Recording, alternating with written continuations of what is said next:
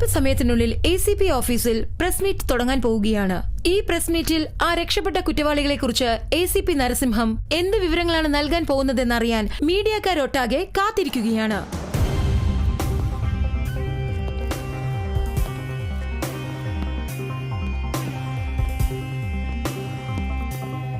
Good evening, everybody. Good evening, sir.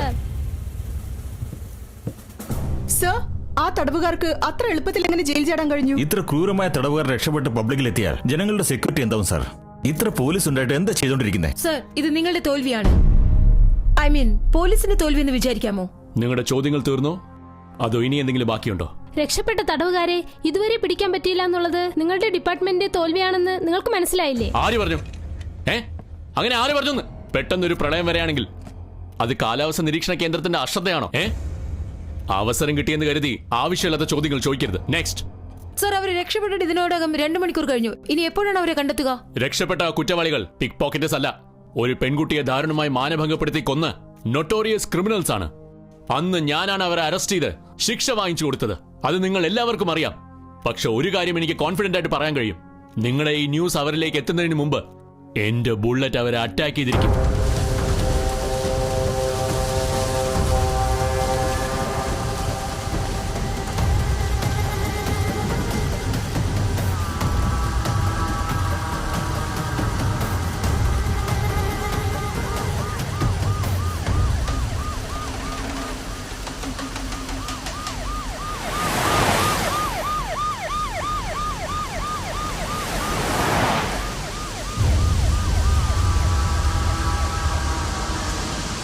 നമ്മളിവിടെ നിൽക്കുന്നത് safe അല്ല. എത്രയും വേഗം ഇവിടുന്ന് പോണം.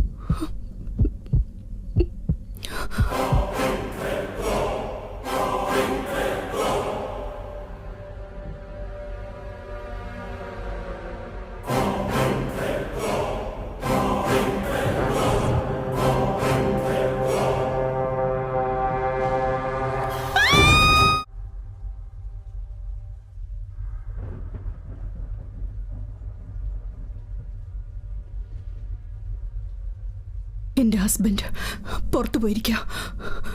എപ്പോ വേണമെങ്കിലും തിരിച്ചു വരും.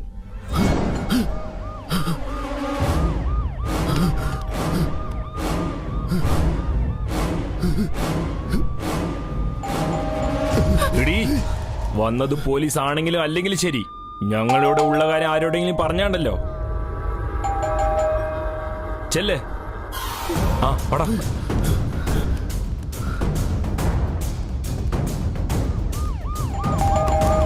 മുകളിലേക്ക് പോവാം. ചെല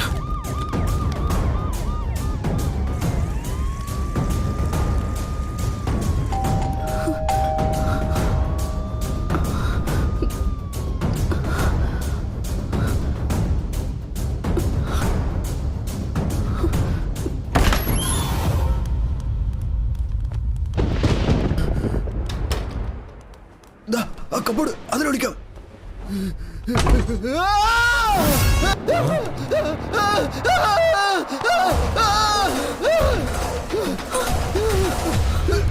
എടുക്കണോ, എടുത്ത് മാറ്റണോ, വേഗം.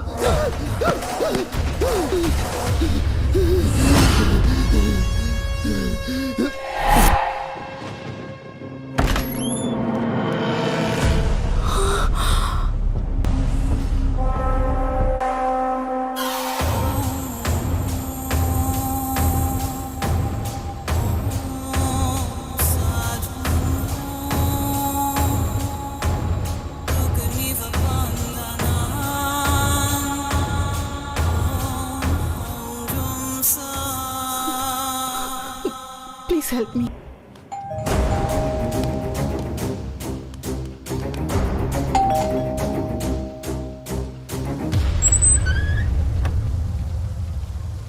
ഇങ്ങോട്ട് നോക്ക്.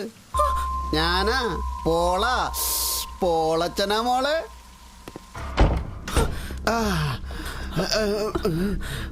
രാഹുൽ വീട്ടിലില്ല. അതറിഞ്ഞോണ്ടാ വന്നത്. അമ്മോ, എന്തിനാ എന്നെ തള്ളി മാറ്റിട്ട് ഇങ്ങോട്ട് വന്നത്?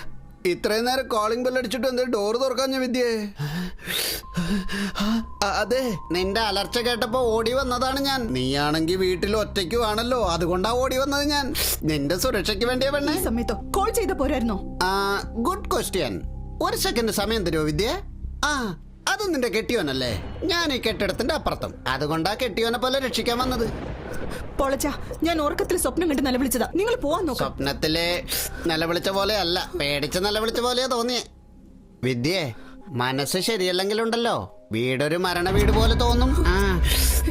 എനിക്ക് ഭയങ്കര തലവേദന. നിങ്ങൾ പ്ലീസ് ഇവിടെ പോകുന്നുണ്ടോ? പ്ലീസ്. തലവേദനയോ? ബെഡ്റൂം മോളിലാണല്ലോ. ജെൻഡുബാമ തേച്ച് ഞാനൊരു മസാജ് ചെയ്യാം. തലവേദന പമ്പ കിടക്കും. ജെൻഡുബാമ എവിടെയുള്ളത്? കേൾക്കുന്നില്ലേ? പൊളച്ച, അവിടെ നിക്ക്. രാഹുൽ ഇവിടെ ഇല്ല. മര്യാദ പുറത്തു പോകാൻ നോക്കാം. ചെല്ല്. എന്തിനാ വിദ്യ ടെൻഷൻ അടിക്കുന്നേ? എനിക്കൊരു ടെൻഷനും ഇല്ല. നിങ്ങൾ ആദ്യം ഇവിടെ എഴുന്നേക്ക്. ഈച്ച വീട്ടിലുണ്ടെങ്കിൽ അത് ഇല്ലീഗൽ ആണല്ലോ. അതായത് അവിഹിതം എന്നൊക്കെ കേട്ടിട്ടില്ലേ? നിങ്ങൾ ഇതൊക്കെ എന്നോട് എന്തിനാ പറയുന്നേ? ഇവിടുന്ന് പോയേ. Good question. ഒരു നിമിഷം സമയം തരും വിദ്യ. ടിവിയിൽ നീ ന്യൂസ് കണ്ടായിരുന്നോ? 3 പേര് ചേർന്ന് മേഘന എന്നൊരു പെണ്ണിനെ മൃഗീയമായി ബലാത്സംഗം ചെയ്തു കൊന്നത്. അവര് 3 പേരും ജയിൽ ചാടി രക്ഷപ്പെട്ടത്രേ. നീയും ഒരുപാടങ്ങ് രക്ഷപ്പെടുന്നുണ്ടല്ലോ. ആ ചെകുത്താന്മാരെ ഇങ്ങോട്ടെങ്ങാനും. കൊച്ചു കള്ളി, നിന്റെ ഇഷ്ടം എനിക്ക് മനസ്സിലാവുന്നുണ്ട്. അവന്മാർ റൗഡി ഗാങ്ങിനെ പോലെ റേപ്പിംഗ് ഗാങ് ആണത്രേ. നിന്നെ പോലെ തനിച്ചിരിക്കുന്ന പെണ്ണുങ്ങളാണ് അവന്മാരുടെ ടാർഗറ്റ്. അമ്മോ, എന്താ ശബ്ദം? അദ്ദേഹം വന്നു തോന്നുന്നു. വരൂ, നമുക്ക് പോയി നോക്കാം. വേണ്ട, ഞാൻ ഈ കബോർഡിലോടിച്ചോളാം. പേടിയാവുന്നല്ലോ. തള്ളല്ലേ, ഞാൻ വീഴും.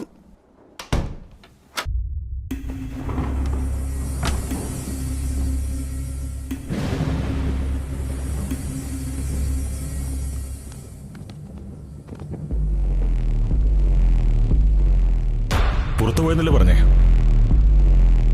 അത് ഞാൻ കള്ളം പറഞ്ഞതാ. എന്റെ ഭർത്താവിനെ ഞാനാ കൊന്നത്.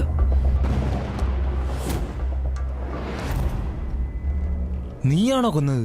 യെസ്, ഞാൻ തന്നെയാ കൊന്നത്.